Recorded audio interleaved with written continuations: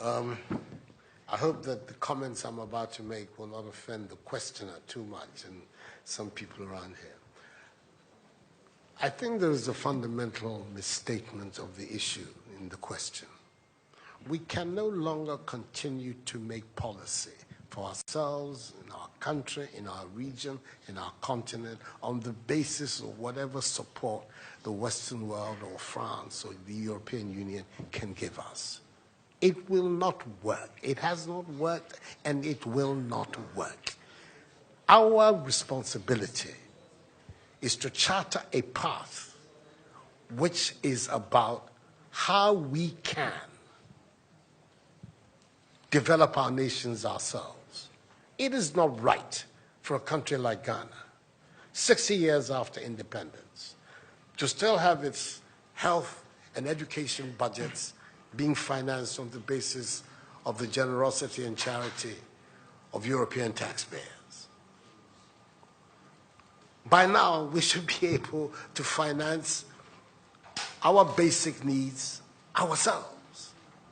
And if we are going to look at the next 60 years as a period of transition, a period whereby we can stand on our own feet, our perspective has not to be what the French taxpayer decides to do with whatever surpluses that they have in France. They're welcome. They're appreciated. Whatever interventions that the French taxpayer through their governments make to us are appreciated. We're not going to lick a gift horse in the mouth. But this continent, with all that has happened, is still today the repository of at least 30% of the most important minerals of the world. It is a continent of vast, arable and fertile lands. It has the youngest population of any of the continents in the world. So it has the energy and the dynamism. We've seen it. These young men who are showing so much resilience and ingenuity in crossing the Sahara, finding ways to go across with rickety boats across the Mediterranean to really, those energies, we want to have those energies working inside our countries. And we're going to have those energies working in our countries if we begin to build systems that tell the young people of our country that their hopes, their opportunity are right here with us. Migration and the movement of people is being presented in a manner which suggests that somehow it's a new phenomenon. There's nothing new about it. It's as old as man, the movement of people. And it has always been linked to the same thing. The failure of where you are to provide you with an opportunity, so you move somewhere else. Those of you who are familiar with 19th century European history would know that the biggest wave of immigration in 19th century Europe, the latter part of it, came from Ireland and from Italy. Waves upon waves, generations of Italians and the Irish people left their countries to seek the American paradise, largely because Ireland was not working, Italy was not working. Today, you don't hear it. Italian young people are in Italy. Irish young people are in Ireland. We want young Africans to stay in Africa. And how are they? And it means that we have to get away from this mindset of dependence, this mindset about what can France do for us. France will do whatever it needs to do for its own sake. And when those coincide with ours, tant mieux, as the French people say. But our main responsibility as leaders, as citizens, is what we need to do to grow our own countries. What are the institutions that work, that will allow us to have good governance, to have accountable governance, to make sure that the monies that are placed at the disposal of leaders are used for the interests of the state and not for those of the leaders, to have systems that allow for accountability, that allow for diversity, that allow for people to be able to express themselves and contribute to fashioning the public will and the public interest. Our concern should be with what do we need to do in this 21st century, to move Africa away from being cap in hand and begging for aid, for charity, for handouts. The African continent, when you look at its resources, should be giving monies to other places. We have huge wealth on this continent, in our own country of Ghana.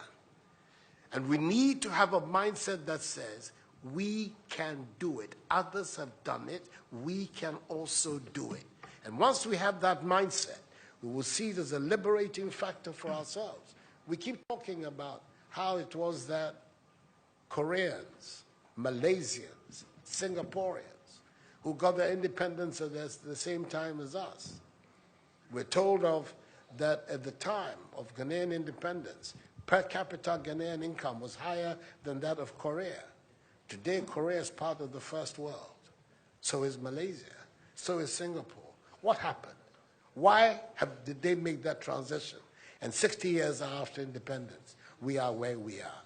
Those are the matters that should concern all of us as Africans, as Ghanaians.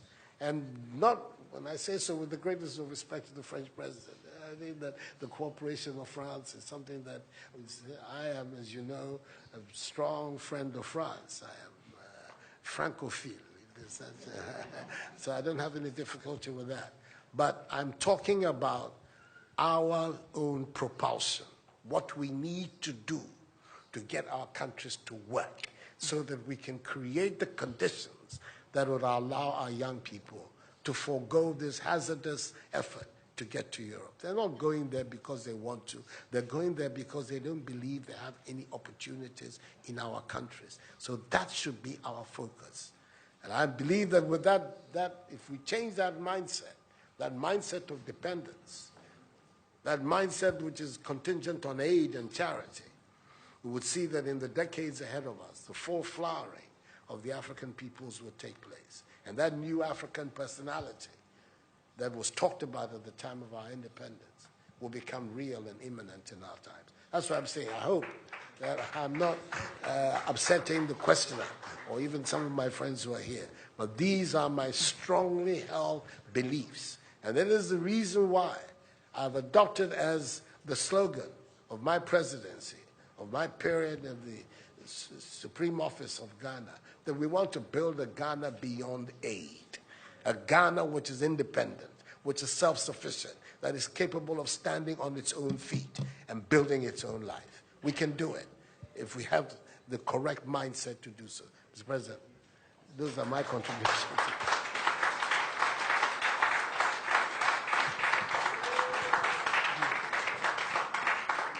Si vous aviez besoin d'avoir la preuve qu'une nouvelle génération de leaders en Afrique croit dans une nouvelle histoire pour l'avenir et la jeunesse, vous venez de la voir.